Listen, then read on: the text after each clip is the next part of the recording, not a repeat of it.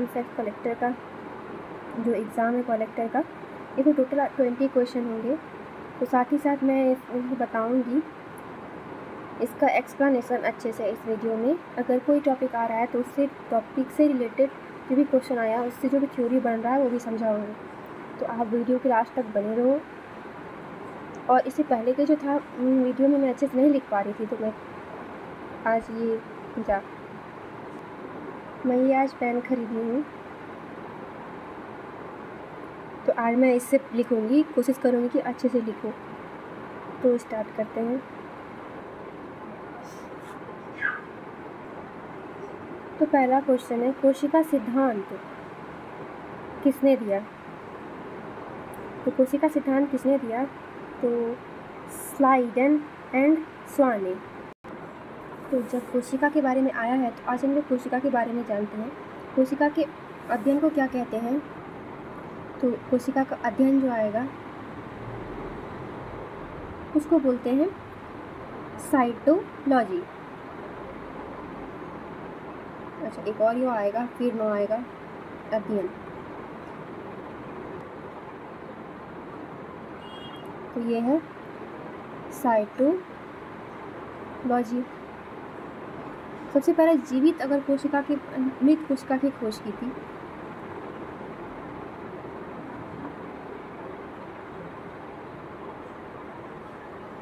और वाटसन और क्रिक ने क्या किया था? इन्होंने जो होता है डीएनए की संरचना की खोज की थी। मतलब उन्होंने ये बताया था कि डबल स्टैंडर्ड, ये क्वेश्चन में रहता है कि डबल स्टैंडर्ड रहता है डीएनए। ये डीएनए जो होता है ना डबल स्टैंडर्ड ऐसे यानी, तो वो वाटसन और क्रिक ने किया था डीएनए का। जैसा कि मैं अभी बता दूं फिगर में, तो इस तरह से अगर रहता है, इस तरह से कुछ इस तरह से रहता है, ये वाला संरचना जो है वो इन्होंने वाटसन और क्रिक ने किया था। नेक्स्ट है, तो जब हम ये ग्रेगर मेंडल की बात करते हैं तो इन्होंने आनुवांशिकता की खोज की नींव रखी थी। ये क्वेश्चन में आता है, जितना भी है यहाँ पे ऑप्शन में सब इम्पोर्टेंट है। तो इन्होंने क्या किया था? आनुवांशिकी का खोज किया था, आनुवांशिकी का खोज किया था। और ये डार्विन, इन्होंने क्या किया था? इन्होंने विकास का सिद्धांत दिया था। चार्ल्स डार्विन ने विकास का सिद्धांत। आज मेरे ख्याल से अच्छा होगा मेरा राइटिंग यहाँ पे, फिर भी फर्स्ट टाइम मैं पेन से लिख रही हूँ। ये जब हुक की बात कर रही है तो रॉबर्ट हुक ने, आप लोग को पता है कि पहला कोशिका का खोज किया था, पहला जो कि मरा हुआ था, पहला कोशिका का कोशिका। और इसलिए किसने किया था? कोशिका खोजा। और मैं पिछले वीडियो में बताई हूँ कि ये तो मृत कोशिका थी जो इसने खोजा, हुक ने। और जीवित कोशिका किसने खोजा, ये आप लोग कमेंट बॉक्स में बताइए। और ये है ब्राउन साहब। तो ये जो ब्राउन है, इन्होंने क्या खोजा था? इन्होंने कोशिका के केंद्रक की खोज की थी, केंद्रक की। तो आप लोग को सारा क्लियर हो गया। स्लाइडन और स्वान जो है, इन्होंने क्या खोजा? तो कोशिका का सिद्धांत। वाटसन और क्रिक ने डबल स्टैंडर्ड, जो डीएनए का होता है डबल स्टैंडर्ड, ये मतलब ढूंढा। मेंडल ने क्या खोजा? आनुवांशिकता का। और डार्विन ने तो विकास का जो सिद्धांत है, ये है डार्विन, ये वाला इसने किया। फिर ब्राउन की बात करें तो रॉबर्ट ब्राउन ने क्या किया था? तो कोशिका में केंद्रक की खोज की थी। और फिर हुक की बात करें तो पहला कोशिका की खोज की, जो कि मरी हुई थी। मैं क्वेश्चन पूछी हूँ कि पहला जीवित कोशिका क्या है? जीवित कोशिका, तो आप लोग कमेंट बॉक्स में बताइए। ये क्वेश्चन है, पौधों में जल के परिवहन के लिए कौन सा उत्तरदायी होता है? हर मैं बताई हूँ वीडियो में, तो इसको मैं ज़्यादा डिटेल में नहीं बताती हूँ कि जल का परिवहन और जल और खनिज लवण का परिवहन करता है जाइलम। और अगर कोई पहली बार देख रहे हैं तो मैं उसके लिए थोड़ा बता दूँ। तो देखिए, पादप ऊतक 2 प्रकार का होता है। और क्योंकि ये कीट वाला है ना, तो इसमें ज़्यादातर पादप, कीड़ा मकोड़ा बस आएगा। 10 तक ऐसा कुछ नहीं किसी से आएगा, क्योंकि उसमें डायरेक्ट कुछ सिलेबस नहीं दिया हुआ है। उसमें सिर्फ लिखा हुआ है कि 11th और 12th बेस्ड जो भी आएगा क्वेश्चन आएगा। आप लोग देख लीजिएगा, अगर कोई बता रहा है कि ये आएगा वो आएगा, तो वो बना रहा है और कुछ नहीं कर रहा है। इसमें सिर्फ ये लिखा हुआ कि 11-12 बेस्ट आएगा। तो पादापोतक की बात करें तो 2 टाइप के होते हैं। तो पहला होता है विभाज्योतक,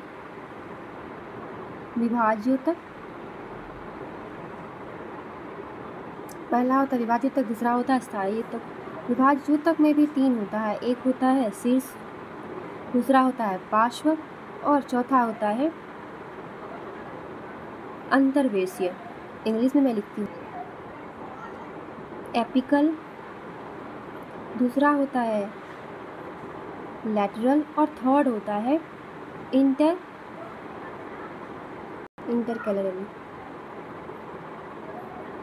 थर्ड होता है, 3 होता है, बस इतना याद रखिएगा, थर्ड वाला नहीं लिखा है। और स्थायी उत्तक की बात करें तो स्थायी उत्तक 2 प्रकार का होता है, एक होता है सिंपल और दूसरा होता है कॉम्प्लेक्स। जब सिंपल की बात करेंगे तो सिंपल में 3 होता है, मृत उत्तक, स्थूल उत्तक और दृढ़ उत्तक। और जब कॉम्प्लेक्स की बात करेंगे तो इसमें 2 होता है, एक होता है जाइलम और दूसरा होता है फ्लोएम। तो जाइलम क्या करता है, जो भी खनिज, लवण और जल है वो क्या करता है, पत्ता तक पहुंचाता है। पत्ता तक ये पहुंचा दिया, फिर आगे जो पत्ता से आगे का भाग तक कौन पहुंचाएगा, तो वो फ्लोएम पहुंचाएगा। तो जाइलम और फ्लोएम से ही ज़्यादा क्वेश्चन आता है, रख लीजिए। आगे देखो, पत्तियों में स्टोमेटा का मुख्य कार्य क्या है।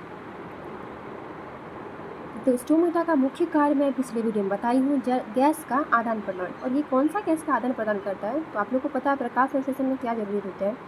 तो CO2, इस तरह से तुक्का भी लगा सकते हैं। ये सब पूछता भी है कि कौन सा गैस का आदान प्रदान करता है, तो CO2 एंड O2 का करता है। कई बार क्वेश्चन ये भी पूछता है कि क्लोरोफिल के अंदर क्या पाया जाता है, तो क्लोरोफिल के अंदर मैग्नीशियम पाया जाता है। और क्लोरोफाइट के अंदर क्या पाया जाता है, तो उसके अंदर क्लोरोफिल पाया जाता है। तो आप लोग इसको याद रखिएगा। प्रकाश संश्लेषण की क्रिया किस ऑर्गेनल में होती है, तो किस ऑर्गेनल में होती है, तो देखिए लाइसोसोम तो नहीं होगा, गोल्गी बॉडी नहीं होगा, माइटोकॉन्ड्रिया नहीं होगा, तो होगा क्या आंसर, क्लोरोप्लास्ट। अब हम लोग इस सब के बारे में डिटेल से देखेंगे। ये सब क्वेश्चन है किसके से बन जाता है, जैसे कि माइटोकॉन्ड्रिया, इसका है अल्टमैन, इसका जो खोज किया था, ये कई बार पूछता है, ये है अल्टमैन। इसमें होता है क्रेब्स चक्र और इसी में बनता है, इसके फलस्वरूप क्या बनेगा, ATP एंड ग्लूकोज बनता है।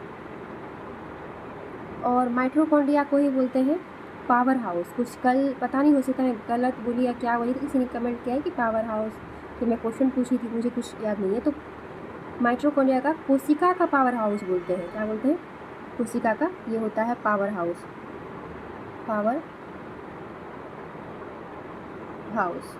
अब होता है, यानी कि हिंदी में अगर देखिए तो शक्ति गृह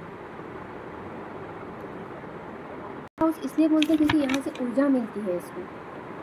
देखेंगे नेक्स्ट गोल्गी बॉडी। तो गोल्गी बॉडी का साइंटिस्ट का नाम नहीं पूछेगा, क्योंकि गोल्गी से ही आप मतलब कैमिलो गोल्गी ने किया, तो मतलब इसके नहीं पूछेगा।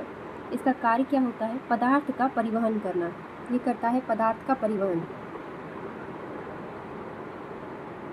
और क्या होता है,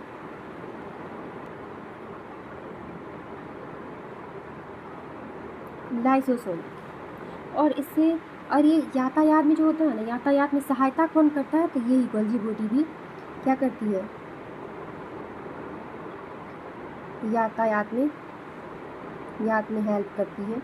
लाइसोसोम को बोलते हैं, इसी को बोलते हैं आत्मघाती थैली। ये पूछता है कई बार, आत्मघाती थैली क्यों, ये क्या करता है ना, कि जो भी हमारे पूरी कोशिका जब पूरी कोशिका कार्य नहीं करती रहती है तो वह कट जाता है, जिससे कि क्या होता है, कोशिका नष्ट हो जाती है। तो इसीलिए अपने आप के कट गया, इसलिए उसको आत्मघाती थैली बोलते हैं। क्या बोलते हैं, ये सब क्वेश्चन पूछता है, इससे मैं बता रही हूँ।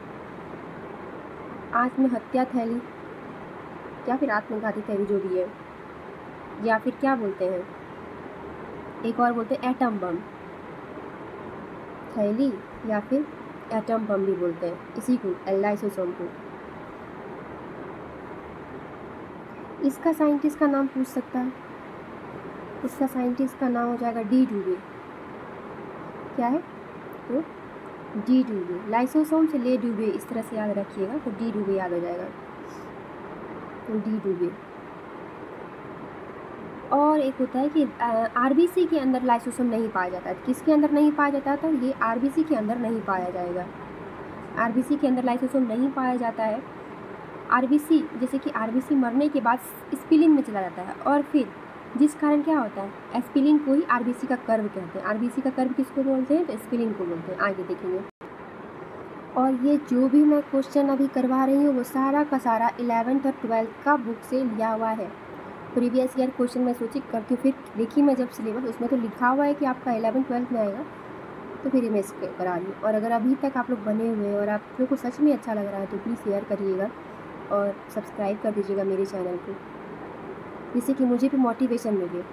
बीटी कपास में किस जीवाणु का जिन डाला जाता है? तो ये याद रख लीजिएगा। तो बैसिलस करके याद रखिएगा तो याद रहेगा। और इसमें कुछ बताने लायक मतलब क्या है, बस ये रट लीजिए, इसको रटने वाला चीज़ है। नेक्स्ट क्वेश्चन है, वनस्पति हार्मोन ऑक्सीन क्या कार्य करता है? आज मैं ये नहीं बताऊंगी। प्रीवियस ईयर जिसने भी देखा, प्रीवियस वीडियो जिसने भी देखा होगा तो पता होगा, या फिर अगर आप लोग फर्स्ट टाइम मेरा वीडियो देख रहे हो तो पहले उनको देख लो, पीछे वाली वीडियो को, उनमें सारा मैं हार्मोन का बताई हूँ, पादप हार्मोन का, फिर इस पे आओ तो सही रहेगा। आगे देखेंगे। तो पौधों में लैंगिक प्रजनन किसके माध्यम से होता है? तो फूल के माध्यम से होता है। कौन कौन सा पार्ट लेते हैं इनमें फूल का? सबसे पहले तो फूल का जो अध्ययन होगा, फूल का अध्ययन, इसको क्या बोलते हैं? फूल का अध्ययन कहलाता है एंथोलॉजी।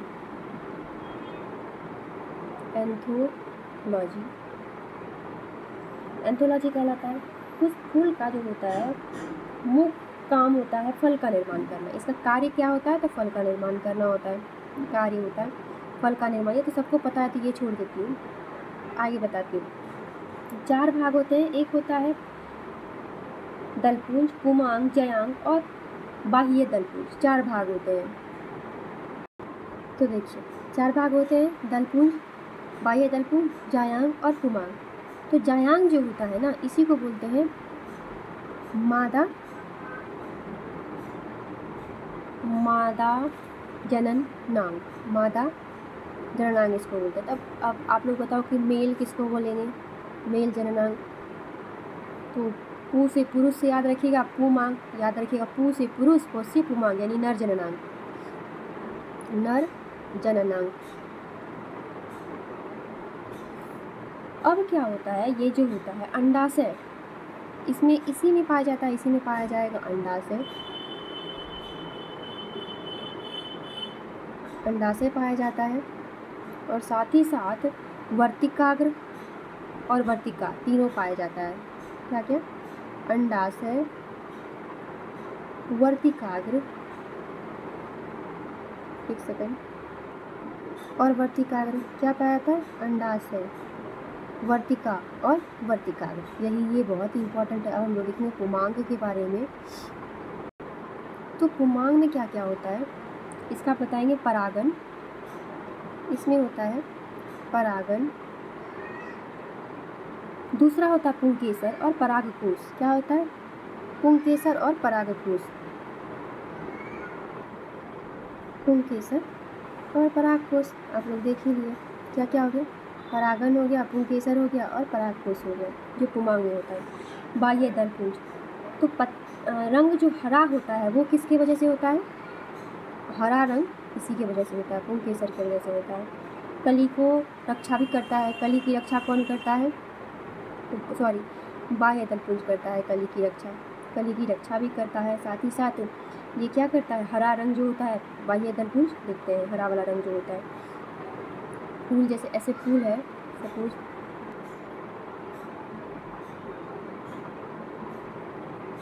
देखिए, जैसे कि ये फूल है, फूल का जो ऐसे होता है ना, ये वाला हरा वाला भाग यही होता है बाह्य दलपुंज। तो ये कली की तो रक्षा कर ही रहा है, देख ही रहे। फूल का सबसे बाहरी भाग होता है, इसकी इकाई को सेपेल कहते हैं। अब होता है दल पुंज। ये दल पुंज क्या है?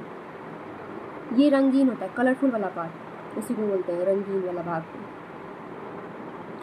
और ये कीटों को परागण के लिए आकर्षित करता है, ये कीट को आकर्षित करता है। और इसका इकाई होता है पेटल और इसका था सेपल। रात को खिलने वाले फूलों को दलपुंज सफ़ेद और सुगंधित होता है। रात में जो फूल खुलेगा उसका दलपुंज कैसा होगा? सफ़ेद। जैसे कि अड़हुल का देखिए ऐसे होता है, अड़हुल ऐसे जो रहता है उसमें निकला हुआ ऐसे ऐसे ऐसे ऐसे, तो वही ये वाइट वाइट रहता है जो रात में खिलेगा ना, ये वाला। जैसे कि बेला चमेली ना, हम लोग बेली बोलते हैं, बेली का फूल, छोटा छोटा फूल रहता है, बिहार में तो बेली का फूल बोलते हैं। अब आ रहा है कि बीजों के अंकुरण के लिए आवश्यक तत्व कौन सा है? प्रकाश संश्लेषण, सूर्य का प्रकाश जरूर, ऑक्सीजन, पानी सब जरूरत है, तो क्या हो जाएगा? सभी।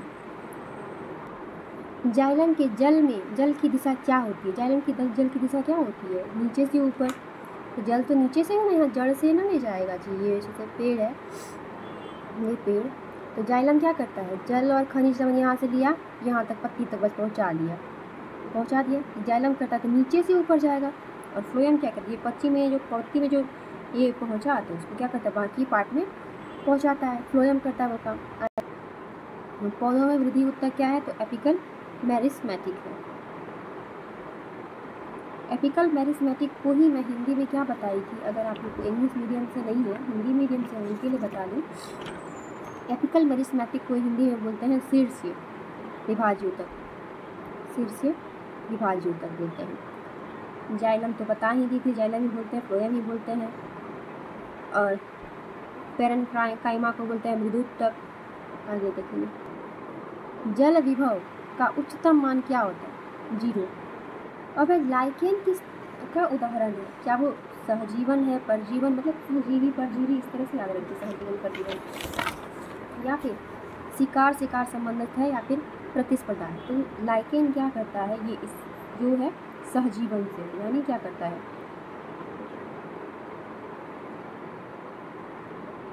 मतलब जो दोनों जीव इसको पार्ट कर ले रहा है, दोनों को ही प्रॉफिट हो रहा है। जैसे कि कवक और शैवाल, वो क्या हो गया?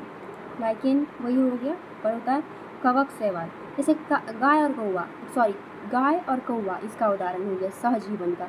गाय और कौवा को देखते होंगे कि बैठा रहता है, हम तो देखे थे, मौसी के घर गए थे तो कौवा होता है कि कान से खाते रहता है बैठ के। क्योंकि पहले लगता था कि मतलब वो ख़राब चीज़ है, बाद में जब आजकल पढ़े, जब बायोलॉजी पढ़े तो पता चला कि ये तो सहजीवन है, मतलब अच्छा चीज़ है। तो छोटे तो लगता था। मधुमक्खी पे फूल बैठती है, ये भी सहजीवन का है। मधुमक्खी को भी बेनिफिट हो रहा है, तुम भी अच्छे हो, हम भी अच्छे, मतलब होता है ना। मधुमक्खी और बत्तख और मछली। आगे देखेंगे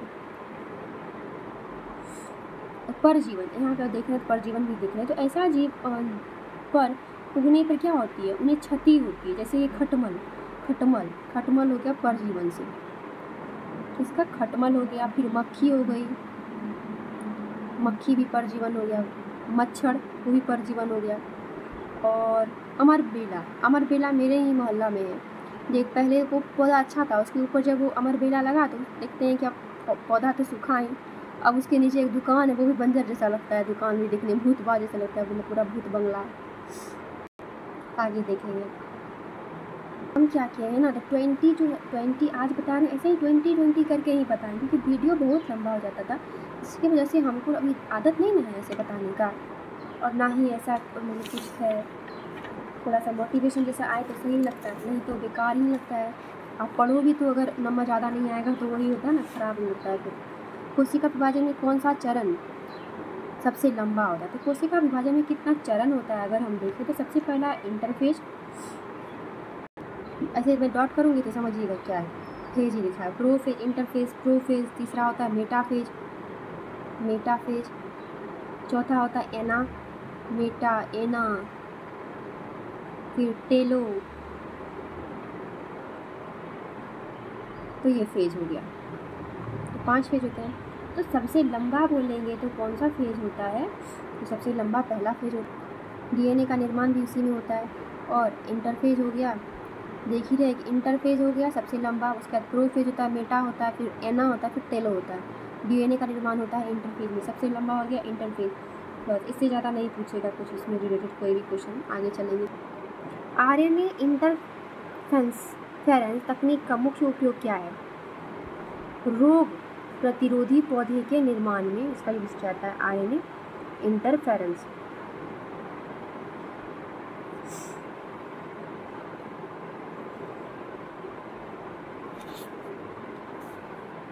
सॉरी, थोड़ा सा लेट तक मैं चुप रह गई, बहुत लेट तक आप लोग को बोर होने के लिए।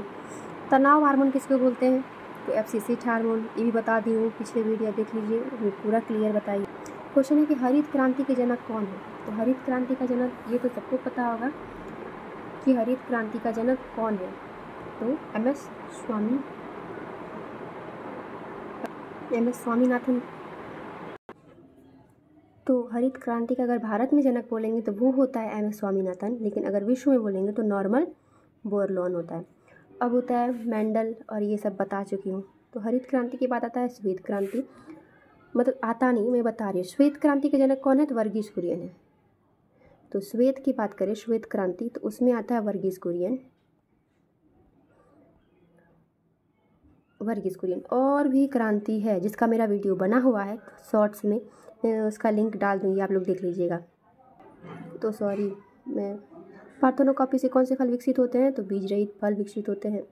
पार्थेनोकॉपी को हिंदी में बोलते हैं अनिषेज फल, अनिषेज फल। इसी में बीज रहित में आ गया अंगूर, केला,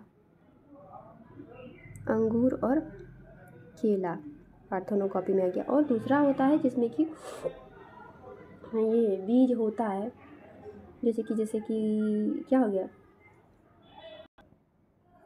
तो अगर हम देखें तो पूरा मैं पूरा बताऊं डिटेल से कि देखिए, जब फल की बात करेंगे तो 3 प्रकार का फल आता है। एक आता है सत्य फल, दूसरा आता है असत्य फल, और तीसरा आता है अनिषेज फल, अनिषेज फल। सत्य फल में ऐसा फल आएगा जिससे कि मतलब निषेचन अंडाशय में होता है। इसमें क्या होता है? निषेचन